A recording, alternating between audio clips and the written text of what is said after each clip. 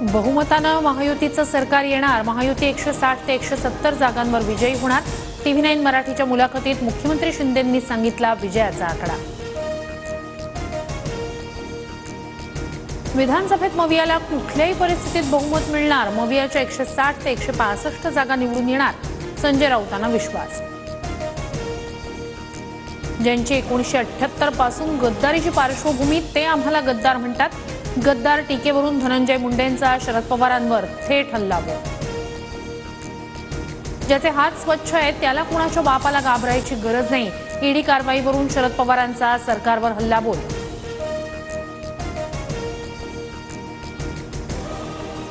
अजित पवारांची पत्नी सुनेत्रा पवार अध्यक्ष असलेल्या टेक्सटाईल पार्क बाहेर प्रतिभा पवारांना अडवलं, शरद पवार गटाकडून सुरक्षा रक्षकासोबतच्या संवादाचा व्हिडिओ ट्विट। प्रतिभा पवारांना सुरक्षा रक्षकानं ओळखलं नाही, तसदी झाली असल्यास क्षमा मागतो, बारामती टेक्सटाईल पार्कचे व्यवस्थापक अनिल वाघ यांचं स्पष्टीकरण। मी शरद पवारांना सोडलं नाही, कामं रखडल्यानं भाजपसोबत सत्तेत जाण्यासाठी सर्व आमदार पवारांना सांगत होते, शरद पवारांना सोडण्यावरून अजित पवारांची मवाळ भाषा।